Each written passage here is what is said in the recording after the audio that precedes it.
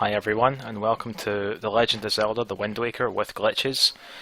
Those of you who have followed my channel for a long time now will know that I have attempted something like this in the past, but those were more like speedrun tutorials. This one is definitely more like my other series, where I'm pretty much just going to showcase stuff, although there are going to be a lot of speedrun elements to this, as you probably have come to expect now from my other series. So I've skipped the intro cutscene here, just like you can in the Wind Waker HD. I think it's the only cutscene you can skip, but I should point out that this is the original version of the Wind Waker and not HD, because there's a lot more glitches that you can do in this one, and I also don't have a Wii U. So yeah, we're just gonna get started right away here. This first video is pretty much just gonna be, kind of explaining what I'm gonna do in the playthrough, how it differs to what I've shown with this game already, and sort of roughly what you can expect from this playthrough. And maybe like a quick overview of some of the glitches that I'm going to be showing off, although a lot of them won't be for quite a while. So, we're just starting off the way the game always does. She comes up and sees you, tells you it's your birthday and everything. I have decided that I'm not going to edit the cutscenes out in this video, or in this series in fact, because as you may have been able to tell from the quality of the video, I'm actually playing this on emulator, which means that I can fast forward, which obviously begs the question of why I'm not fast forwarding this cutscene. I guess because it gave me enough time to explain that I can fast forward. So we have Control Link now. It controls just fine. Those of you who have played on the Dolphin emulator, which is the one I'm playing on, will know that it actually is really well made. It is remarkable to me that we actually have GameCube and PS2 emulation now. Just a few years ago that seemed so far off, but whatever. I'm just so impressed that it runs at 100% speed. Because especially when you consider that N64 emulation still isn't great, but GameCube is pretty much perfect. At least for this game, it's really good. So I'm going to start fast forwarding these little cutscenes. It doesn't really make much of a difference sometimes. Like right now, it's only running at 140% speed. Yeah, as you can see, she's holding the invisible clothes, which means that this is a New Game Plus file. There's no real benefit to doing this, at least not for the run that I'm going to do.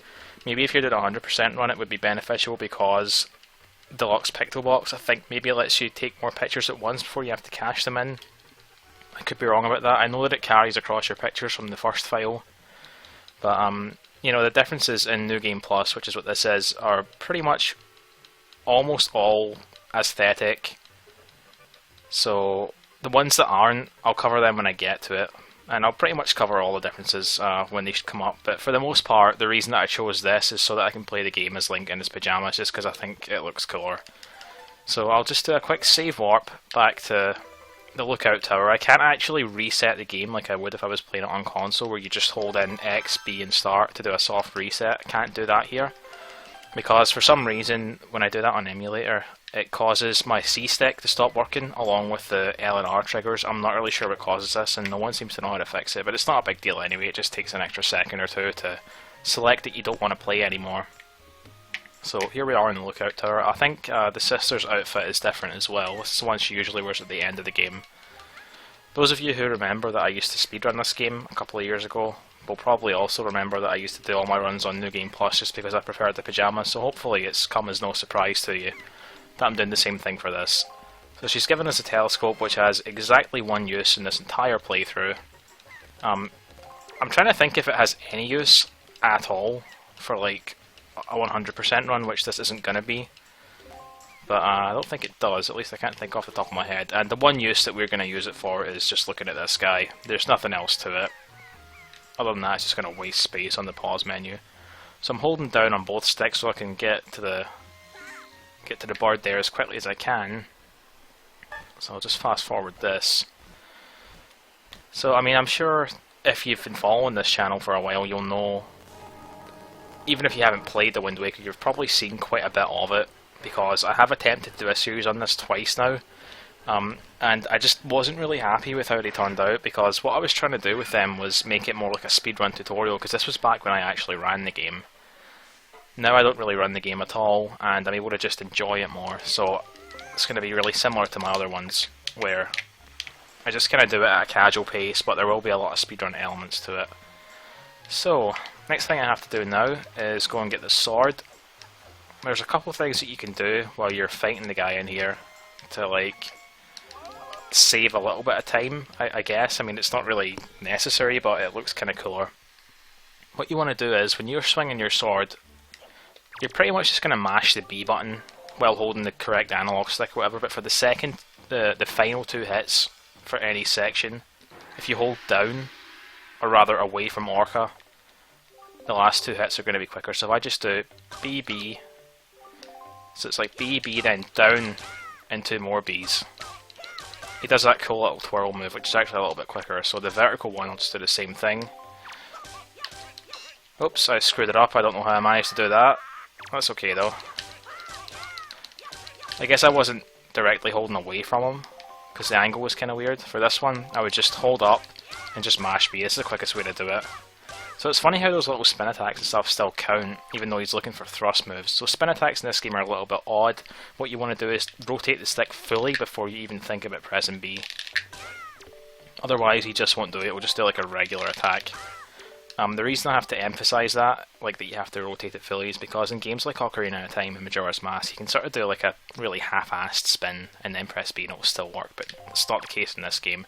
So, damn it, I tried to get the quick parry. If you press A on like the first frame or two when it flashes, then the second parry that you have to do happens instantly. It also happens instantly if he attacks you at some point, but whatever. Useless trivia, right? Okay. I was trying to do like a side hop and then a jump slash just to be difficult, but I was too far away from him. So now we have the hero's sword. This is the sword that we're going to have for pretty much the first half of the game. Maybe a little bit less than that. But we're done in here for now, although I think I'm going to be inquisitive for a change and see what's in these pots. So he doesn't actually like give you a row for doing that. I know that if you break the things off the wall, he will kind of shout at you. Just do that. Or maybe it only works if you actually do it on this wall. There you go. Well, I guess he doesn't complain. Maybe it's only the guy on Windfall that does. Can I knock this thing down? No. Okay. Well, I'm not going to have to go back in here anyway. There is like another thing you can get from him, like that spin attack thing, where you like rotate around a lot, and it's like, I guess, helpful if, I don't know, like if you're bad at the game and need to kill enemies quickly like that. But I'm going to show you some methods for killing enemies really quickly with some of the items that we get later on, which make that kind of useless. I don't know how I managed to screw that up. That's a new one even for me. I'm sure you can make that with a jump slash as well, but I guess it doesn't really matter if we can't. But I do kind of want to, just because it's screwed up there. There we go, that's what I was trying to do. It also means that I can grab the rupee with the sword, which probably saves a frame or two. He's holding a Deku stick, look at that. There actually aren't any Deku sticks in the game, but he's got one. Must be a beta item. And then this snottery little kid. Ugh, that's rank though, isn't it? Look at that. He never snorts it back in or anything. So now that we have the sword, we can go up and rescue Tetra, who have left in the forest for a long time in favour of like smashing pots and stuff. I guess that was more fun to me. Just cut these trees down. I've got to say, it is really nice to be playing this game again. It's been, gosh, a really long time. I think probably the last time that I speedran the game was the last time that I really played it properly, and that was about 3.5 years ago. As of right now, I guess I'll grab these. Money is pretty important in this game, especially in the second half of it, or more like the last third, really.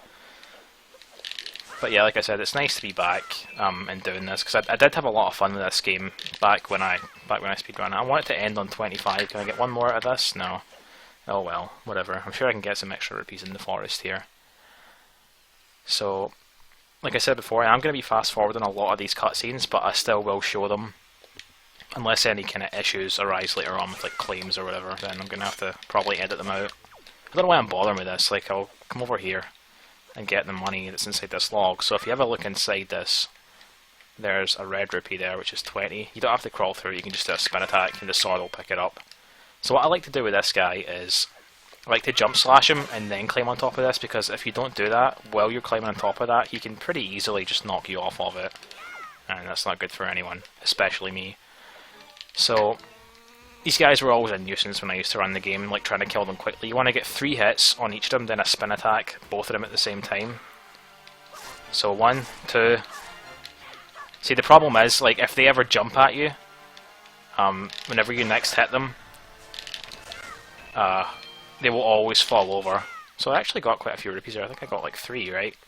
But yeah, we'll fast forward this cutscene. It's not going to make a tremendous difference. Like I said before, it's running at about... Well, right now it's running at about 120% speed. Before it was about 140. But the funny thing is, when I fast forwarded the very first cutscene of the game, like where it's telling you about the history and stuff like that, it was running at about 400% speed. I guess there's just a lot more on screen right now. But god, it's actually going below 100% at times here. If it stays like this, I might actually just edit them out, because this is pretty slow.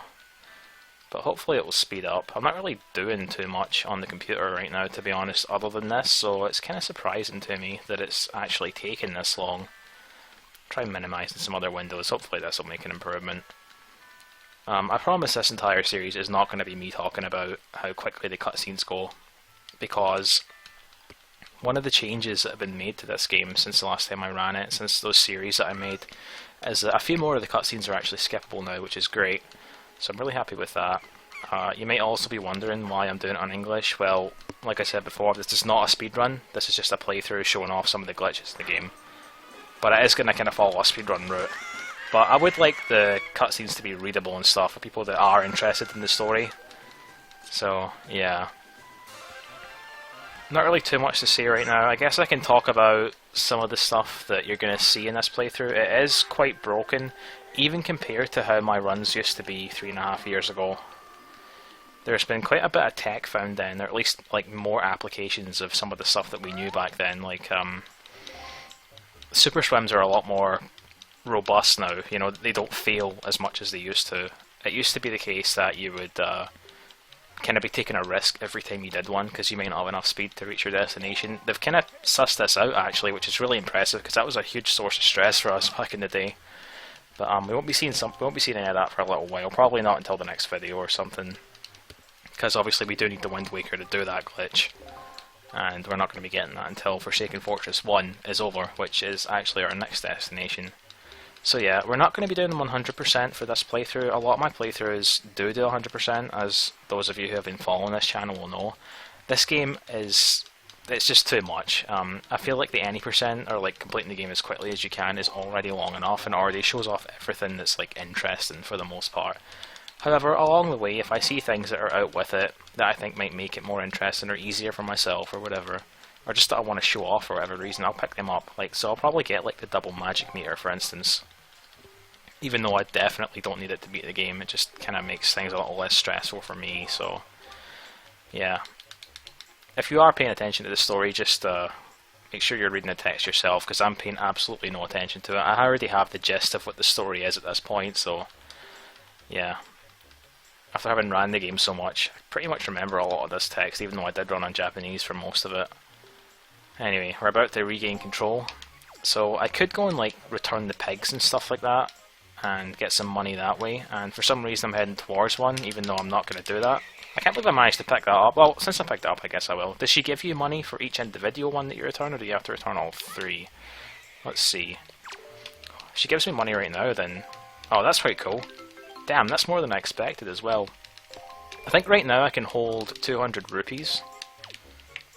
God, I kind of want to continue with this now, but I don't really need the money. I mean, there's some in here, right?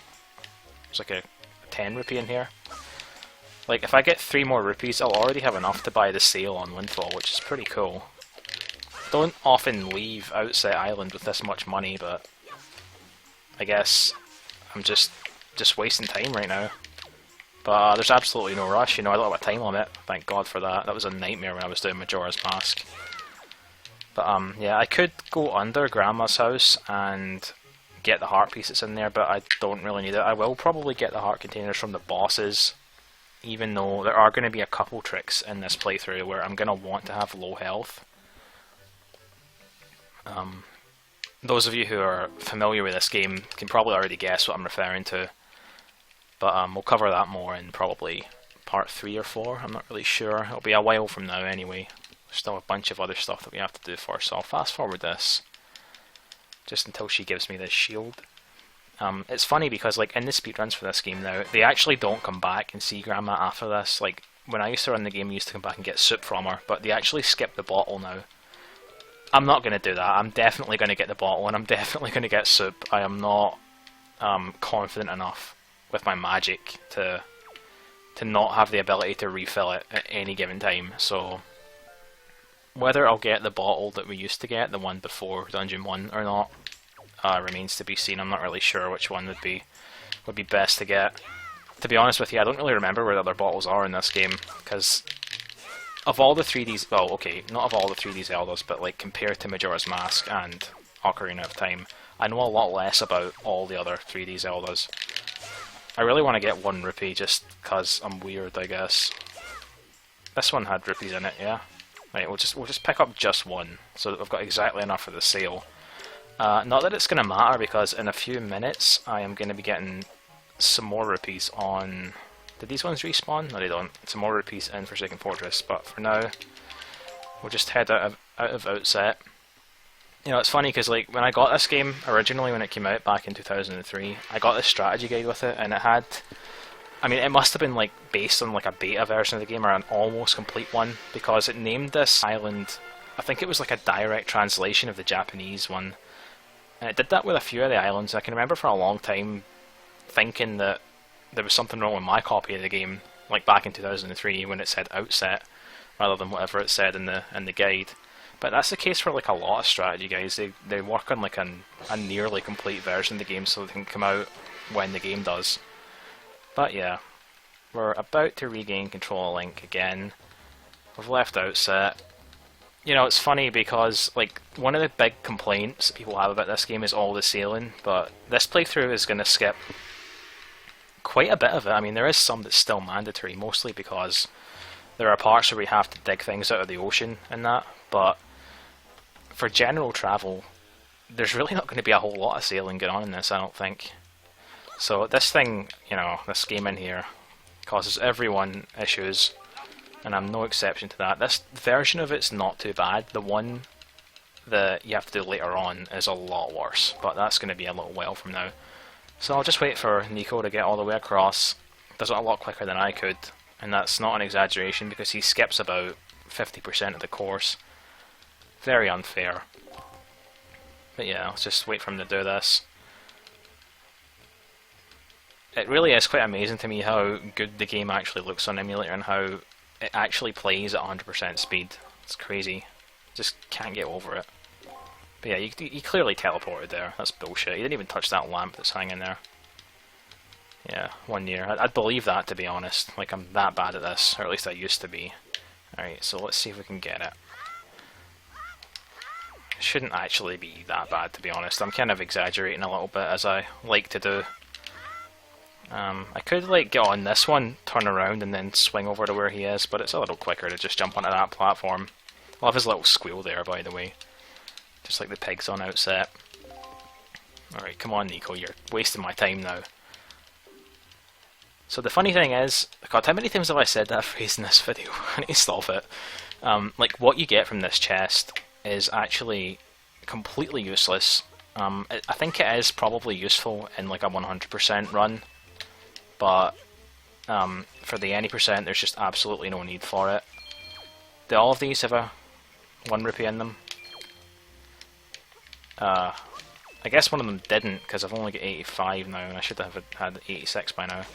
But yeah, the thing that you get in this chest, the spoils bag, has no use in here other than the sort of inherent use that getting it is... God, that was a bad sentence, but what I mean is, you need to pick this chest up, open this chest in order to make the story advance, in order to actually reach Forsaken Fortress. Like, I could beat that minigame with him, not open the chest, go back outside, and it would still be daytime, wouldn't be at Forsaken Fortress yet, so I'll just quickly save warp back up. As I said before, I'm not going to be doing a soft reset there, just because it will screw my controller up. I wonder if you can hear the mashing. Like, I hope it's not too loud. I bet it's probably louder in the game. That's another thing I need to address though. Like, the game is already pretty loud in my ears. I did some tests earlier, and I think everything in the game should be perfectly audible.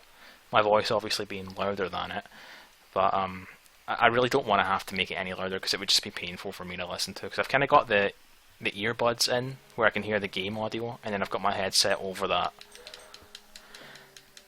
So I guess even ignoring the fact that the game's already quite loud for me, they're kind of being pushed into my ear a little bit as well. But whatever, I'm sure I can come up with a better setup someday. We'll just speed through this cutscene. Use the term speed very loosely. So one thing to note is that those searchlights are already moving. Like, you know, their cycles have already started during this cutscene. Actually, before this cutscene starts, I believe, before I even climb the ladder. And this is one difference between Japanese and English. Obviously, in Japanese, the text is quicker, and that means that you kind of reach the island at an earlier point in their cycle. So if this was a speedrun, which it isn't, then that would be useful information. But since I'm going to be chilling out while I'm over here, it's not really a big deal at all. I love this little cutscene where he takes like forever to realise that he's in there, and he makes these noises, which I'll be fast forwarding through. It just reminds me of those old like Looney Tunes cartoons where they would run off the edge, and it would take them like 5 seconds to realise that they were standing on thin air. It's so goofy. Probably one of the pros to like doing this graphical style. It's so cartoony, they can get away with stuff like that. Wouldn't really work as well in Ocarina of Time. You know, in a way I feel like I made this exact same comment 3 to 4 years ago. Whatever. Predictable. So yeah, he somehow survived this, and now I have to go up the entire fortress. There are things that I can get in here. I know there's like a heart piece, I believe, that I can get, and there is a compass and a dungeon map and all this stuff. Not going to bother with any of it. I'm not even sure if the 100% run gets it. I'm sure someone can tell me because I'm dying to know. But just sight up onto this little loading zone. She's going to talk to me through the stone that she gave me. I'm going to go out of my way to avoid some of these little speeches, but this one here is mandatory, so we'll just quickly get through it. Like I said, I already have enough for the sale. It's only 80 rupees, but since there are some rupees directly on my path, I'm going to pick them up. I mean, I guess they're not directly on my path. I could be quicker about it and skip them, but they're right here. I'm going to skip those ones that are worth 1 though. Wait for this guy to move. I can just roll in here, get past them both, and I'm going to wait up here and play it safe. This corner here is a blind spot, as you'll see in just a second. The thing just never moves close to you enough to actually catch you, which is handy. So what you're meant to do in this dungeon is go through this door here, the one that's right ahead of me, and just go through a bunch of rooms and stuff. You can skip all of that if you just run up here. You can actually run right off of this and land inside that window. It's a little bit finicky, I'm not too confident with it, so what I'll do instead, I'll stand up here and just back walk off, and once I've fallen off and gone past the first bit of the window, I'll start holding up. And then you'll just grab that ledge like that. It's important that you hold up. Also important that you don't hold A here, so that you don't accidentally listen to Tetra, because quite a long speech. We'll just skip that entirely by not pressing A, and it'll be the same when I jump back down. I guess if I jump back down at this area, but maybe I'll go on top of that thing, I'm not sure. So we'll activate this guy. We need to get rid of this searchlight. It's the only one that we actually have to disable, and there's no way around this. We have to do it, because it follows Link on a part of the dungeon that you have to go on. Come on. No, closer. Come on. What is he doing? Come on. Normally he's a lot better behaved than this. Over here. Come on. There we go, that's more like it, so I can pick this up and just knock him off, make sure he actually does fall down. Yeah, he's in the water, he is dead. So now I can go back in here. This time I can just walk off and like jump slash in. It's a little bit riskier, I guess, but I'm going to do it anyway because I'm a rebel. So I can head inside this door now. That searchlight is now disabled, which means that I can pretty freely move to the end of the fortress. So another one of these stupid things. Let's see if I can line myself up. See what's inside there. It's probably just single rupees, right? Oh, nothing at all. Whatever. So there's a cool little glitch coming up in just a second. As far as I know, this is the only door that has this property, but if I just run up to this one, normally when you open a door there's like a fade out cutscene. This door has a loading zone which kind of extends just a little bit, like right around here. So if I sidle on the wall and just walk into it, it just instantly takes me inside the room. It's really bizarre looking, but a little bit quicker, I suppose. So in here, I'm going to quickly run to this barrel, put it on, take it off immediately, and for some reason this lets me retain like my invisibility to these guys. But if that guy sees you, you need to run behind this really quickly to get out of his line of vision, and then it'll cancel it. It's really, really scary, because the noise will kind of make you jump a little bit. But I did manage to get it, so no jail for me, at least so far. There is still one more instance where I could end up in jail. Hopefully we'll avoid that. It's the one right up here. So let's just keep going. Get the camera like that so I can keep an eye on him. Just pick this up.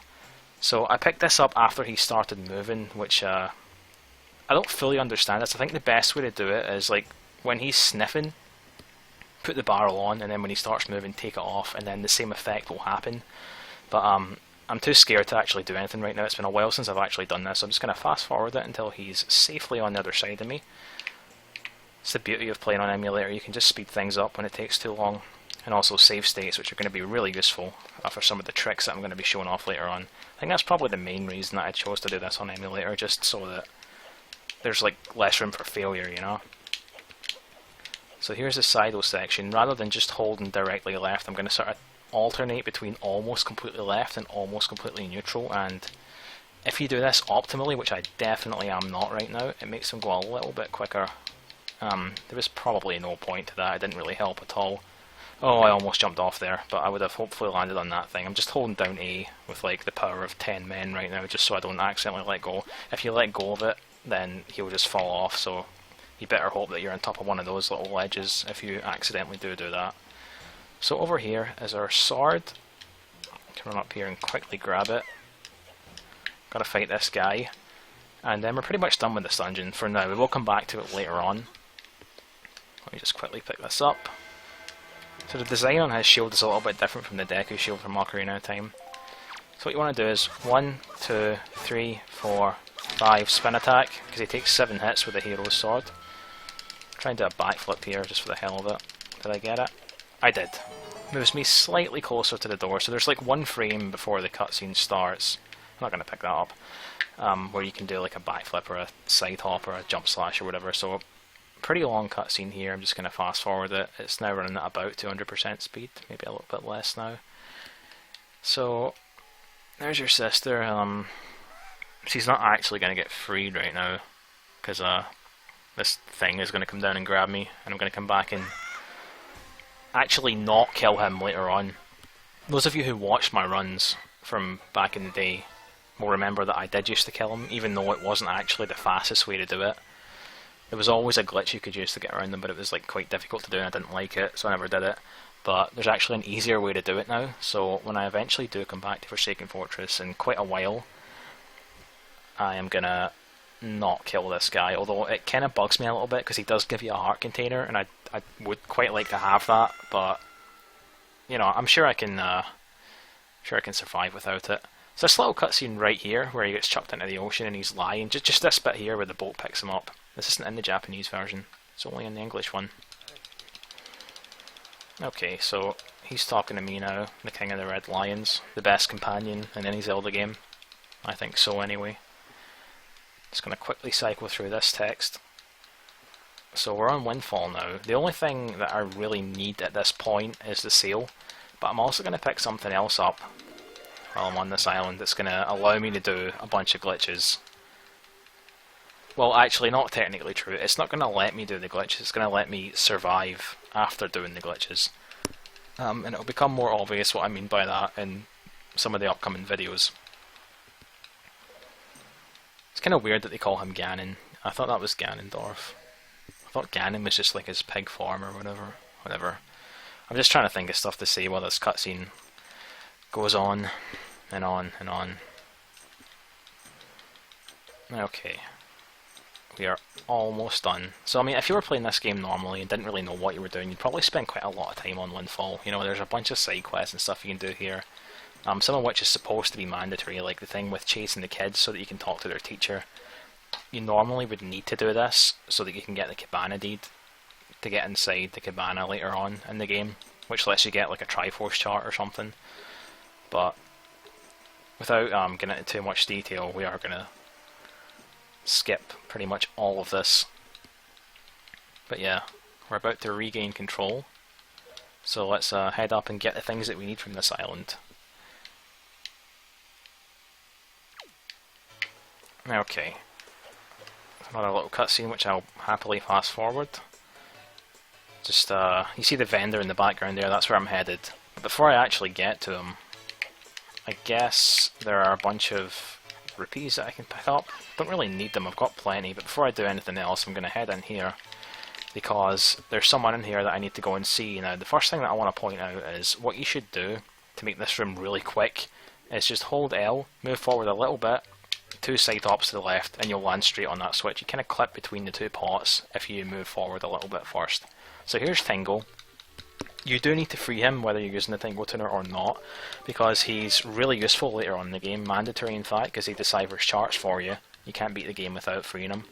But he's also going to give me this, the Tingle tuner, which is going to be really useful for me in this playthrough, in a couple of instances. When I used to run this game, I used to run without this, because back then, you know, some people ran with it, some people ran without, because not everyone had one, you know, because you have to have like a special connector for your GBA to hook it up to your Wii or GameCube, but not everyone had one. But now that I'm playing an emulator, it's not an issue, I can easily emulate one, and I've already verified that this all works, so pretty exciting stuff. Really looking forward to showing that off. But Tingle's gone now. Let's see, do any of these have things in them? There is, what is it you get from doing this again? There's like a thing you can do in his prison. I really want that blue rupee. For no good reason whatsoever. Let's just grab it. Didn't actually know that was there, but I'm sure there is like a tunnel in here, right? Yeah, I can't remember what that leads to. Is it the Picto box? I think it is, which obviously I don't need because I've got the deluxe Picto box. Man, I have smashed a lot of pots in this video so far, and there's absolutely no reason for it. What a waste of time. So now that I have the Tingle tuner, I'm gonna go and buy the sail, which is, well, it's over there, but I can't reach it this way, so I'm not sure why I went this way. Get out of the way. Actually, I think there's some more money over here as well, so I'll just grab that while I'm here. Actually, isn't this like the hiding place for one of the kids? Yeah, I think it is. Oh, whatever. Just head down to where the vendor is. Pick up the sail. Why does he run that way? I guess because I was coming from that direction. Whatever. I like this guy because he has really fast text. So here's the sail. You need this to actually make the boat move quickly. You can kind of cruise in the boat without it, but it takes forever, so let's just put this over that, because I'm never going to use the telescope again, at least not for any useful purpose. Maybe I can look at things with it at some point. Let's just talk to him. Yep, understood it all. So, oh my god, he talks so much. Come on. Let me just get inside the boat. Man, I'm speeding this up and it's barely making a difference. Wonder why that is. Maybe the ocean just makes it harder for the game to speed up. So, I'll try and get inside him. Turn the sail on. And what I'm going to do here is I'm going to bring the sail out and put it away. Not rapidly, but like, it's kind of timed. If I put the camera like this, you can see that every time I pull it out, it gets a little boost. So I'm timing it so that I get that boost every time. Or at least as many times as I can. This is called sail pumping, and what it does is it just gives you that boost every time, and it makes you travel faster, such that you save something like 7 seconds per quadrant. Although I remember hearing somewhere that it's actually 14, but the number we used to always say was 7, so that's quite a discrepancy if that's changed. I'm going to try and get all these rupees along the way as well. Oh, there's a nice yellow one there. Let's see if I can pick that up. I think there's like some that are random. Can I get it? No, I can. That's okay. There's always like 5 of the single rupees, and I think 5 of the blue ones, right? And 5 of the yellow ones, which are worth 10. So I'm definitely going to try and... Oh, I missed it. Well, no, I need to get this one. I mean, I don't really need to get any of them, but I really want it. Come on, turn around. Where did it go? Damn, I missed it.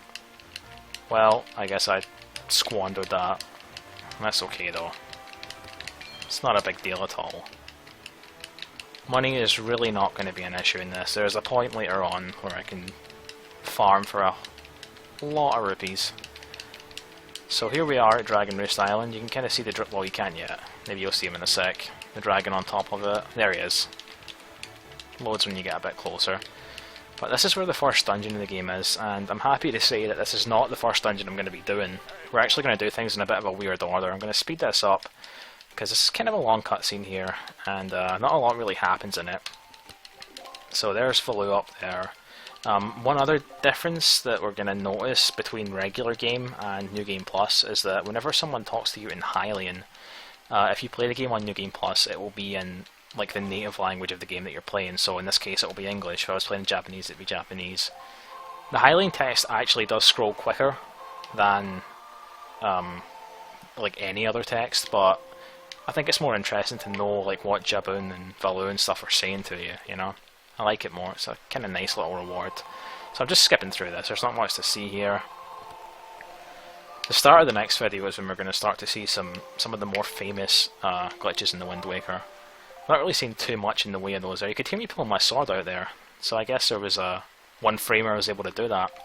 But yeah, we've got the Wind Waker now. This is the most broken item in the game, which is quite fitting given the name of the game. And it lets us do quite a lot of cool stuff, but we're not going to do that in this video. We're going to stop for now. I'll just quickly get it on X though, and just save my game. And that is going to be it for this video, guys, so thank you for watching. You might have noticed that I don't have like a sidebar anymore with like the links and stuff in it. That's because I've done this instead. So, you know, links are all down below, and I will see you in the next one. Thank you for watching.